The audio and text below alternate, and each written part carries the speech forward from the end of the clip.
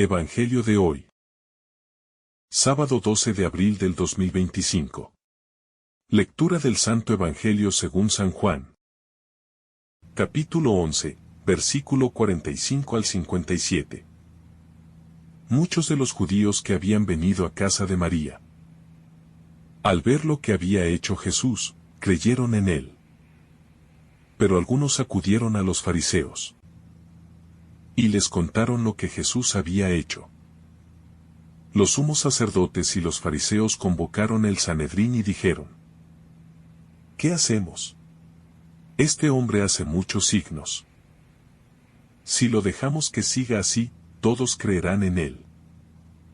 Y vendrán los romanos y destruirán nuestro lugar santo y nuestra nación. Uno de ellos, Caifás, que era sumo sacerdote aquel año, les dijo: Vosotros no entendéis ni palabra. ¿No comprendéis que os conviene que uno muera por el pueblo y no perezca toda la nación? Esto no lo dijo por su cuenta, sino que por ser sumo sacerdote aquel año.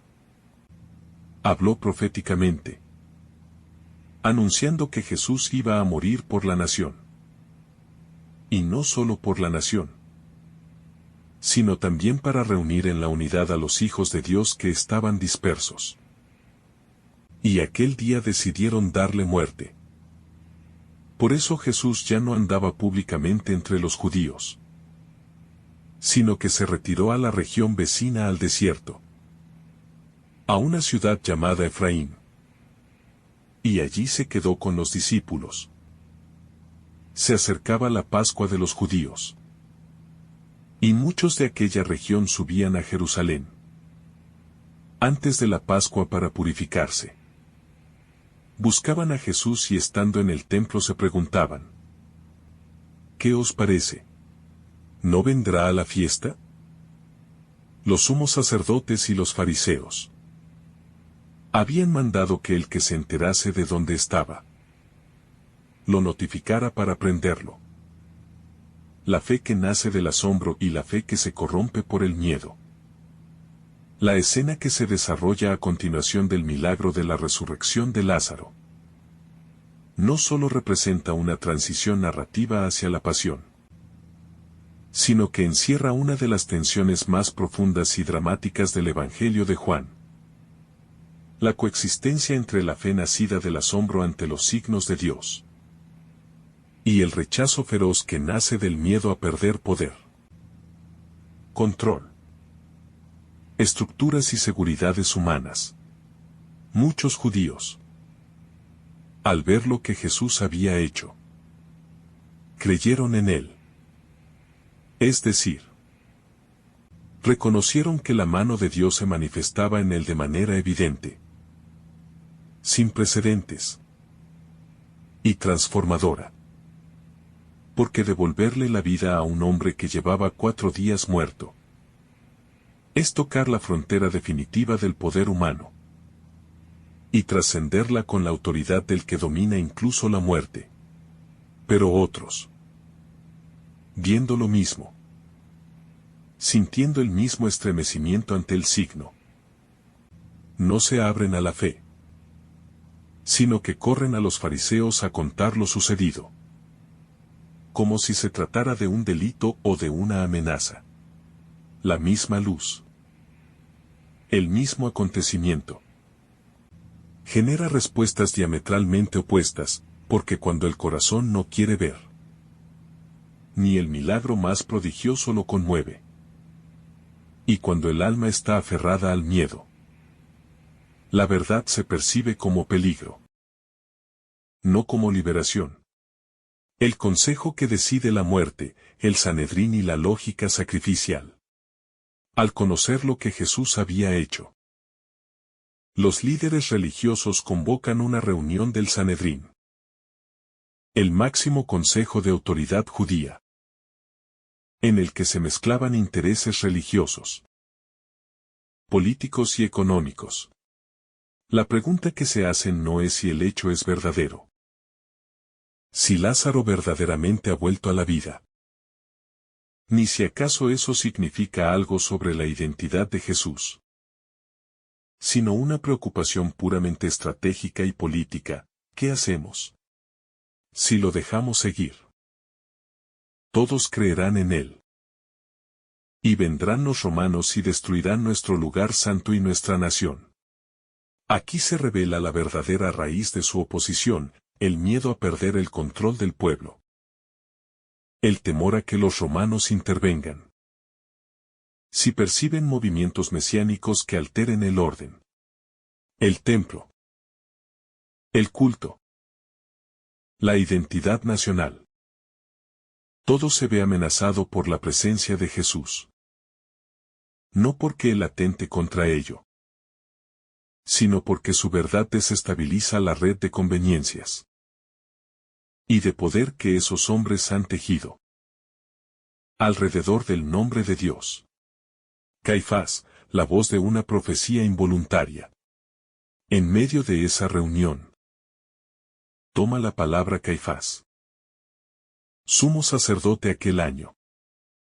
Y con brutal frialdad propone una solución que sintetiza el drama de la humanidad caída. ¿No comprendéis que os conviene que uno muera por el pueblo y no perezca toda la nación? Estas palabras, que buscan justificar la eliminación de Jesús por razones de Estado, contienen sin saberlo una verdad más profunda. El plan salvífico de Dios. Juan aclara que Caifás no hablaba por su cuenta, sino que por ser sumo sacerdote, hablaba proféticamente. Esta ironía divina, en la que incluso quienes se oponen a Dios son instrumentos involuntarios de su designio, recorre todo el Evangelio. Y aquí alcanza un punto culminante. El sacrificio de Jesús no será solo para evitar una crisis política, sino que será la entrega voluntaria del Hijo, para reunir en la unidad a todos los hijos de Dios que están dispersos.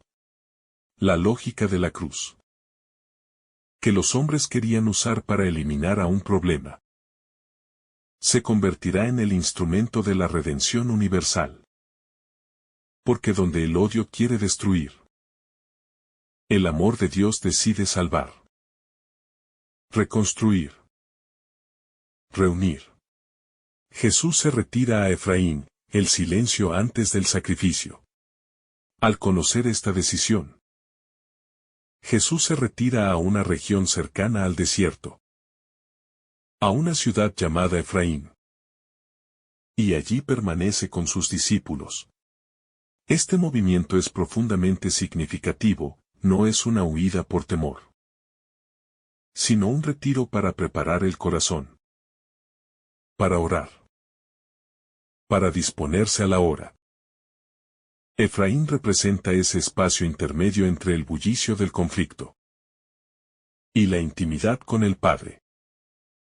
Un lugar de silencio y discernimiento donde el Hijo se dispone a entregar su vida. Jesús no improvisa su pasión.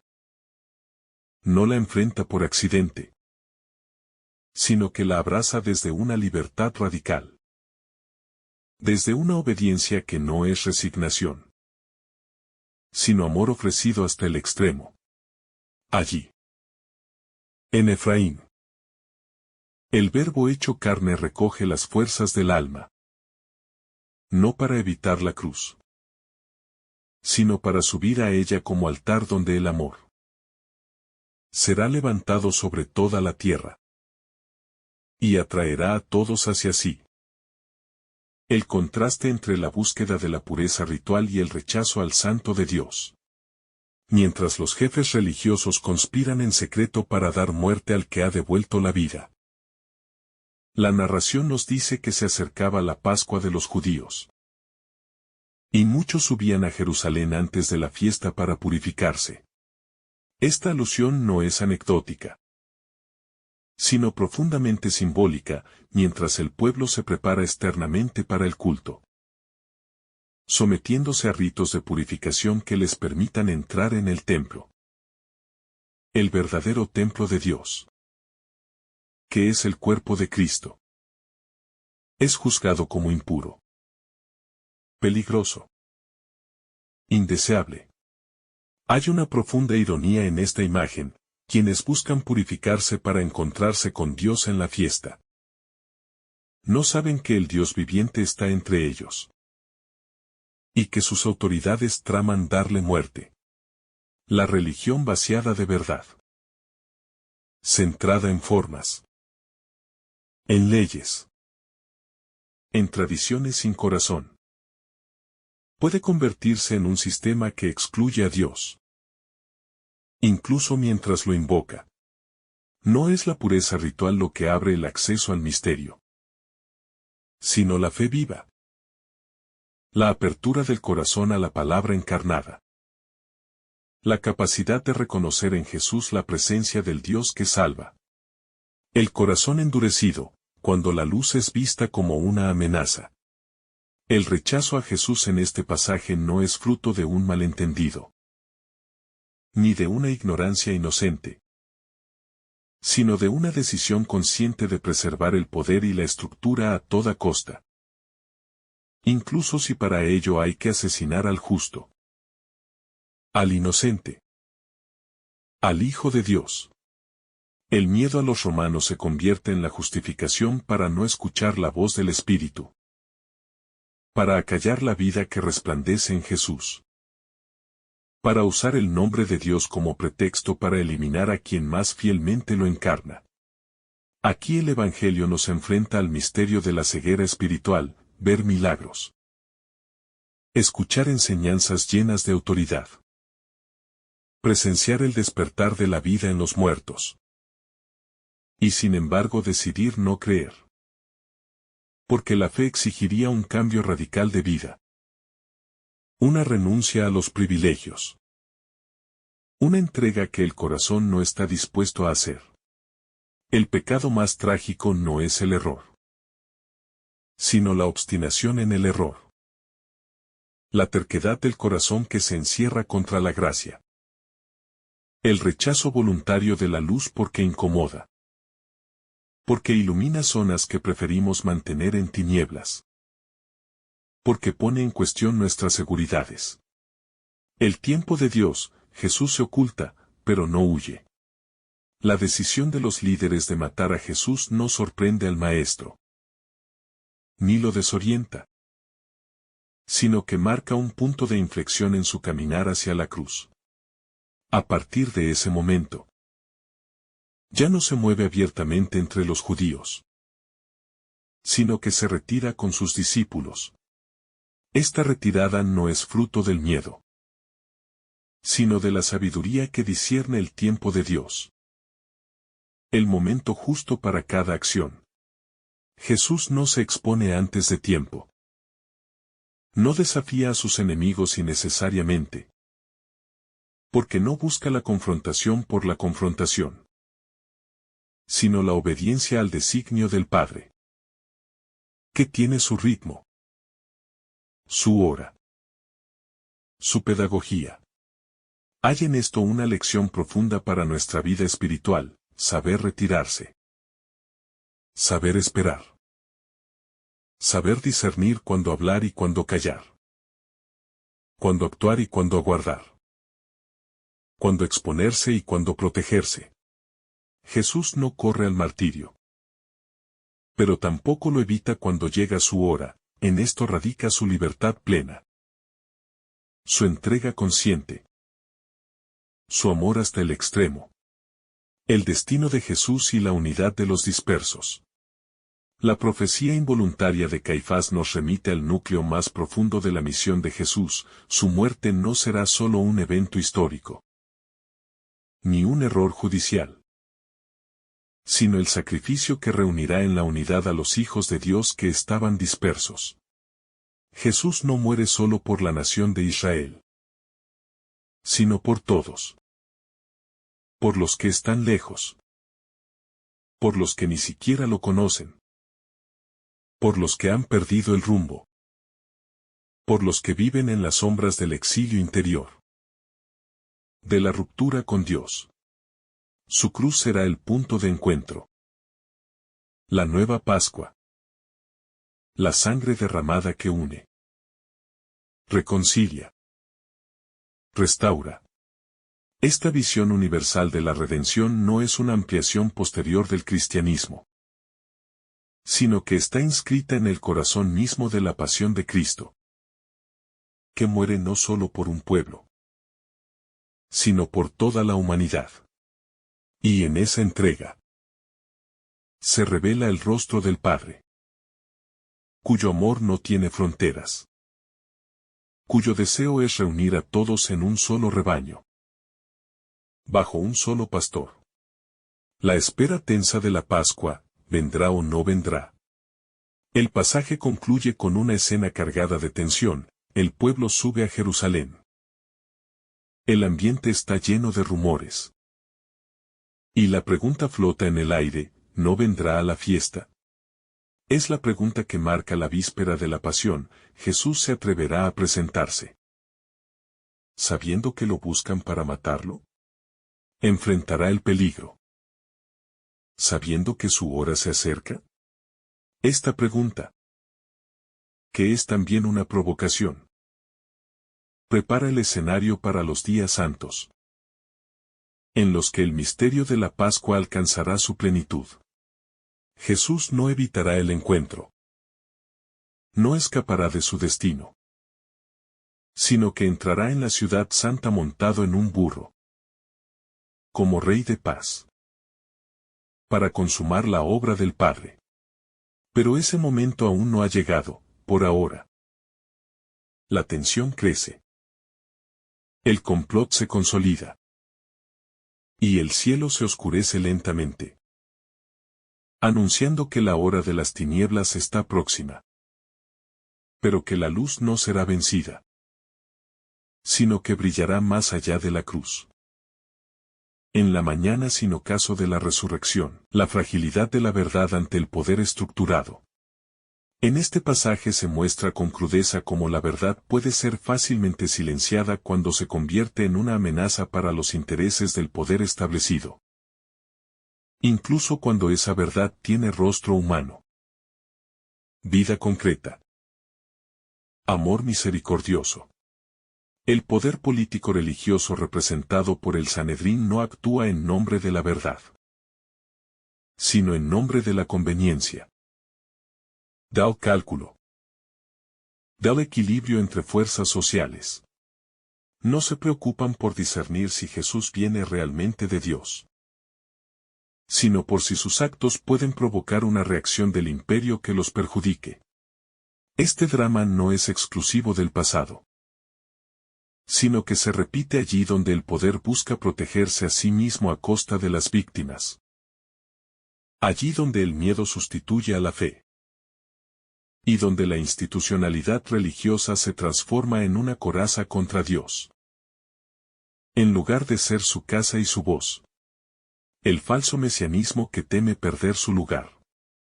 La figura de Caifás representa ese liderazgo que ha sido llamado a servir a Dios, pero termina sirviéndose a sí mismo, disfrazando de sabiduría su miedo, y de prudencia su dureza de corazón.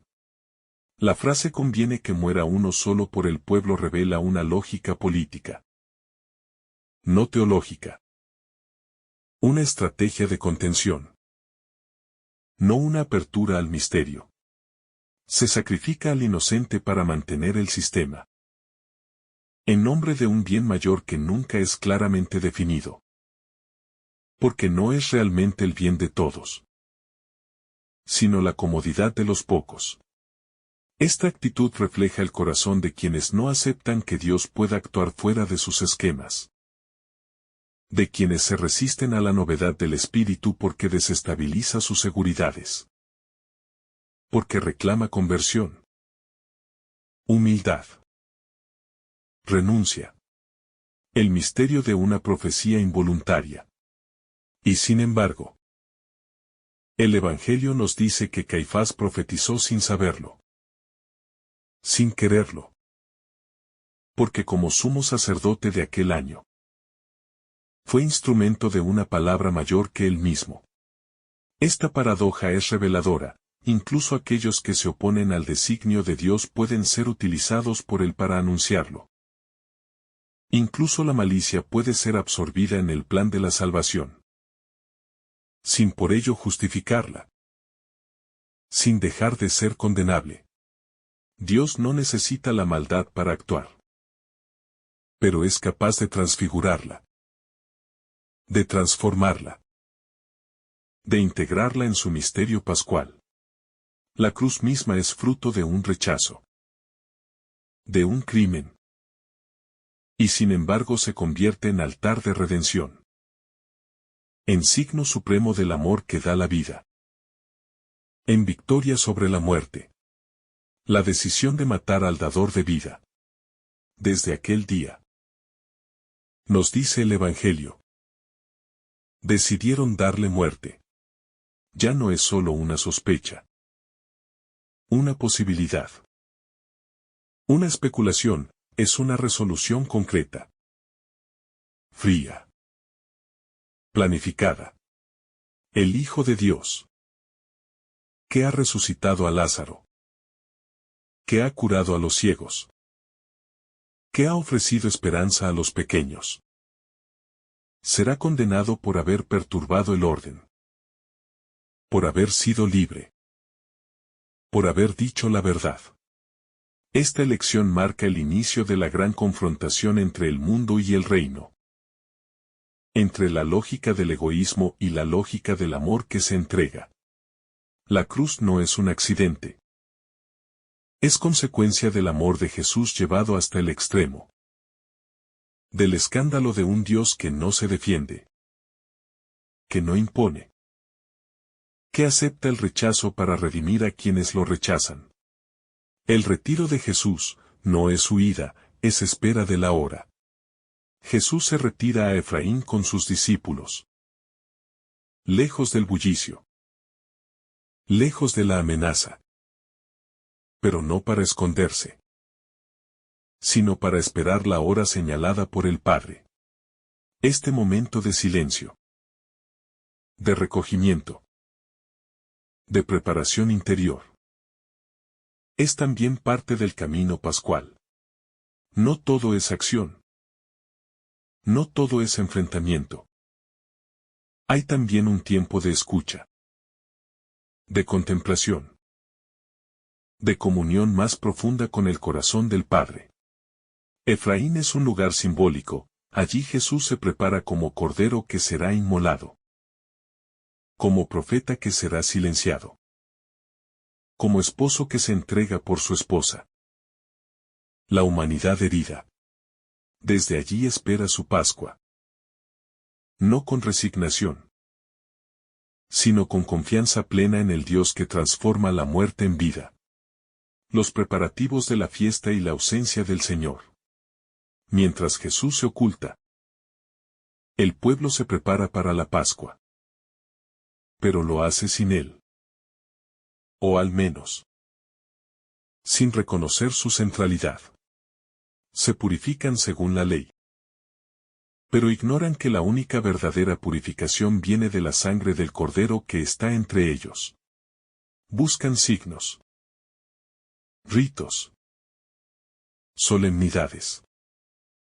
Y no se dan cuenta de que el signo supremo está por realizarse en un Gólgota fuera de la ciudad. No en el esplendor del templo. Es la gran paradoja de la religiosidad vacía, celebrar las fiestas de Dios sin el Dios de la fiesta. Mantener los símbolos sin dejarse transformar por su contenido. Honrar la tradición sin vivir el amor. El corazón dividido de la multitud. Entre el pueblo hay confusión, inquietud, deseo de ver a Jesús, pero también temor, sospecha, desconfianza. Se preguntan si vendrá, si se presentará a la fiesta, si desafiará a los jefes. Estas preguntas reflejan un corazón dividido, entre la fascinación por el Maestro y el miedo al poder que lo rechaza. El pueblo ha visto los signos, ha oído las palabras, pero aún no decide del todo seguirlo. Aún no ha dado el paso de la fe total. Esta ambigüedad es parte de nuestro camino espiritual, todos pasamos por momentos de atracción hacia el Evangelio, mezclados con temor, con resistencias, con dudas. Lo importante es que ese deseo inicial se convierta en seguimiento, en entrega, en obediencia amorosa. La presencia del mal como sombra inevitable. El hecho de que los sumos sacerdotes y fariseos hayan dado orden de que si alguien sabe dónde está Jesús lo denuncie, muestra cómo el mal no solo actúa desde arriba, sino que busca cómplices entre la multitud. Quiere arrastrar a todos en su lógica perversa. El mal necesita informantes. Necesita ojos que vigilen. Necesita lenguas que traicionen. Y sin embargo, frente a esa red oscura, el amor de Jesús no retrocede. No se diluye, sino que se dispone a abrazar la cruz. Esta escena nos enseña que el mal es real, que tiene rostro, estrategia, violencia, pero también que el amor es más fuerte, más persistente, más fiel. La calma antes de la tormenta. Todo está preparado, el corazón de los enemigos. El corazón dividido del pueblo. El corazón confiado del Hijo. Se aproxima la Pascua.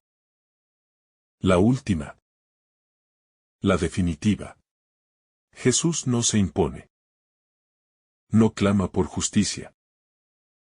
No invoca legiones de ángeles, sino que se dispone a entrar en la ciudad santa como cordero manso, como siervo obediente, como ofrenda viva. Esta calma tensa, este silencio expectante, es parte del lenguaje de Dios, que actúa sin estridencias, que transforma desde dentro, que siembra el reino en lo oculto, en lo humilde, en lo aparentemente insignificante. La hora de Dios y la fidelidad del corazón que espera. El Evangelio de Juan nos lleva a lo más íntimo del conflicto que atraviesa toda la historia de la salvación, la oposición entre la luz y las tinieblas. Entre la vida que brota del amor y el sistema que se protege desde el miedo. Entre el Mesías que viene a salvar y los corazones que deciden rechazarlo para no perder sus privilegios, sus seguridades, sus esquemas. En el pasaje de Juan, vemos como el milagro de Lázaro, lejos de generar un movimiento unánime de conversión, suscita división, temores, amenazas y decisiones mortales. La resurrección del amigo se convierte en el detonante de la cruz. Porque para quienes viven aferrados al poder, la vida nueva no es una buena noticia, sino una amenaza radical. Un escándalo que debe ser silenciado a cualquier precio. Y sin embargo, es precisamente en ese momento oscuro, cuando se decide la muerte de Jesús, donde la luz del Evangelio brilla con más intensidad. No porque sea evidente, sino porque es fiel. Porque no se retrae. Porque abraza el camino del amor hasta sus últimas consecuencias. Jesús no huye del conflicto.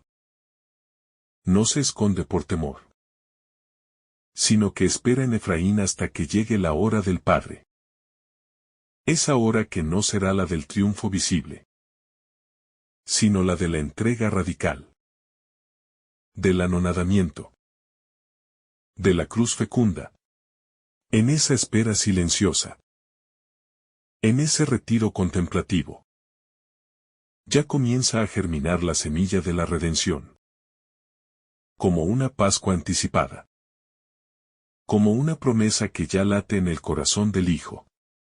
Para nosotros, que vivimos en medio de un mundo también marcado por el miedo, Por la injusticia. Por el rechazo a la verdad incómoda. Este evangelio es una interpelación a la fidelidad silenciosa. A la esperanza contra toda esperanza.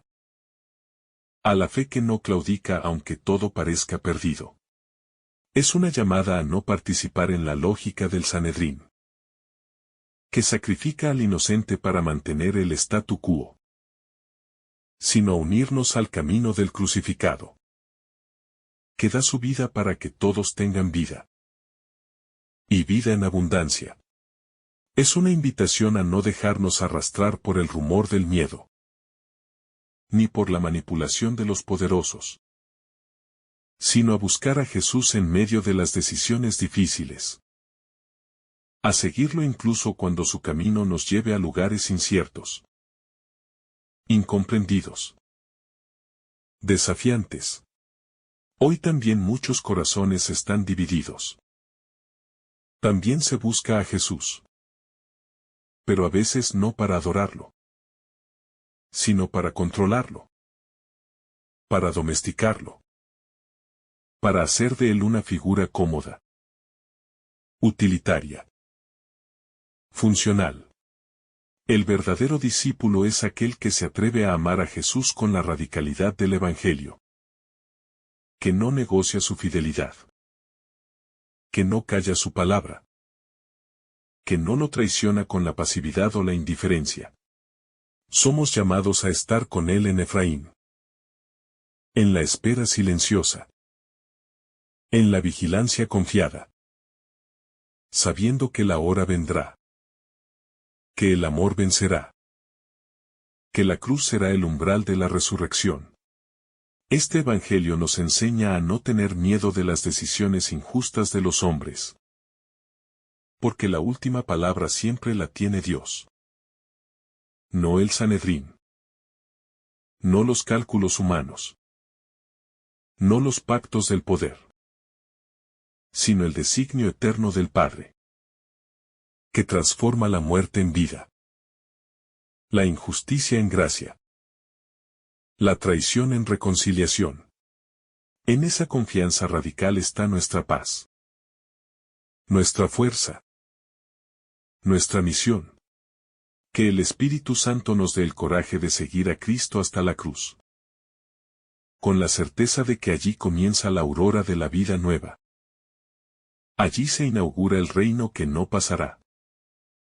Allí florece el amor más grande, el que da la vida por sus amigos y también por sus enemigos. Que el Señor derrame sobre ti abundantes bendiciones.